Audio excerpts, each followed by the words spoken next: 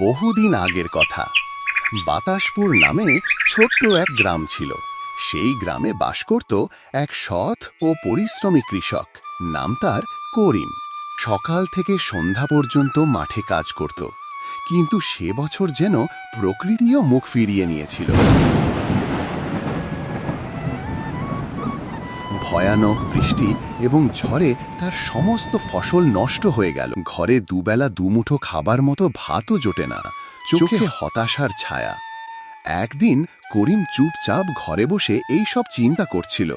তখন তার স্ত্রী রেগে এসে বলল, এইভাবে বসে থাকলে কিভাবে সংসার চলবে? সব জমি তো জলে ডুবে ফসল নষ্ট হয়ে গেছে। অন্য কাজও করতে পারো না। ঘরে ভাত নেই, চাল নেই, দুবেলা দুমুঠো খাবার ভাতও জোটে না। এমন জীবনের চেয়ে মরাই ভালো। করিম চুপচাপ শুনে যায়। কিছুক্ষণ পর বলে উঠল, রোজ রোজ আর এই অশান্তি ভালো লাগে না। আর থাকবো না এই ঘরে। থাকো তুমি তোমার সংসার নিয়ে। চলে যাচ্ছি দূরে কোথাও। আর কোনো দিন ফিরব না এই ঘরে। যেদিকে দুচোখ যায় সেদিকে যাব। এই বলে করিম বাড়ি থেকে বের হয়ে গেল। করিমের স্ত্রী পিছন থেকে ডাকতে লাগলো, দাঁড়াও, শোনো আমার কথাটা। করিম তাও পেছনে না তাকিয়ে ঘর থেকে বেরিয়ে গ্রামের পথ ধরে হাঁটতে থাকে। করিম হাঁটতে হাঁটতে গ্রাম ছাড়িয়ে চলে এলো এক গভীর জঙ্গলে। চারিদিকে ঘন অন্ধকার, নিস্তব্ধতা আর একাকিত্ব তাকে ঘিরে ফেলল। হঠাৎ দূর থেকে এক ভৌতিক হাসি শোনা যায়।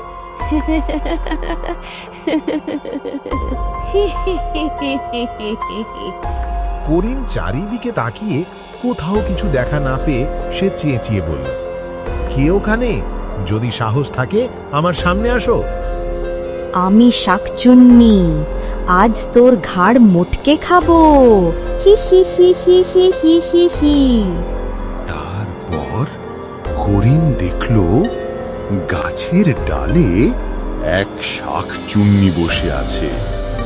দেখতে খুবই ভয়ঙ্কর, কিন্তু করিম ভয় পেল না।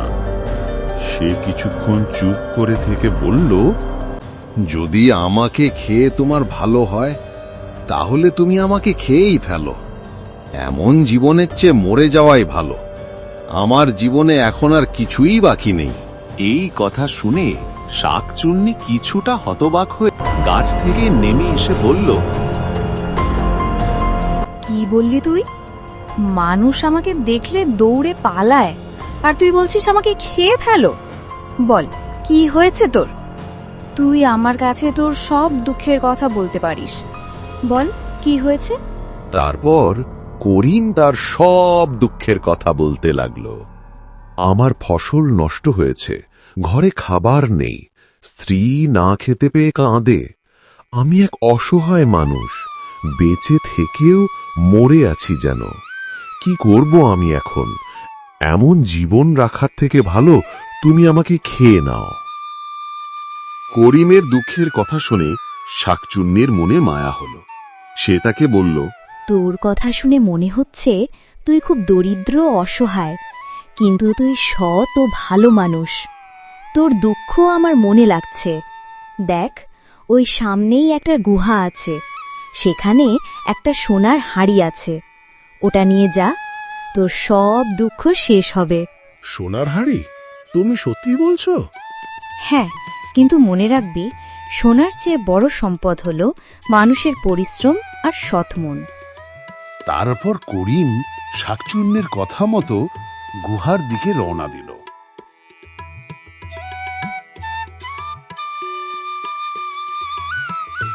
গুহার কাছে পৌঁছে করিম দেখল এক হাঁড়ি ভর্তি সোনা।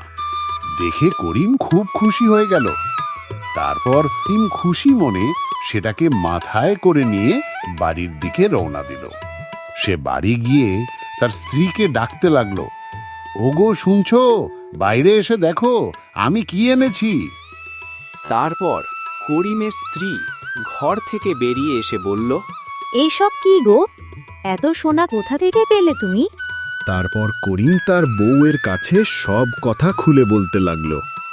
জঙ্গলে এক শাকচুন্নির দেখা পেয়েছিলাম, সেই আমায় এই সোনার হাড়ি দিয়েছে, যাতে আমার সব দুঃখ দূর আমার হয়ে যায়। ভুল আমি বুঝতে পেরেছি, আমাকে ক্ষমা করে দাও তুমি।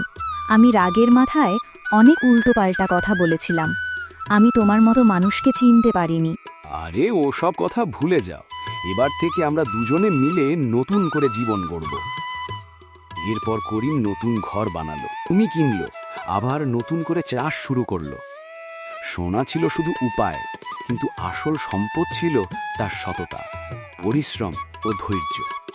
যার মন সৎ, যার হৃদয় ধৈর্য, ভাগ্য একদিন না একদিন তাকে পুরস্কার দিতেই হয়। ও বন্ধুরা, জীবনে কষ্ট যতই আসুক, ধৈর্য ও সততা হারানো উচিত নয়।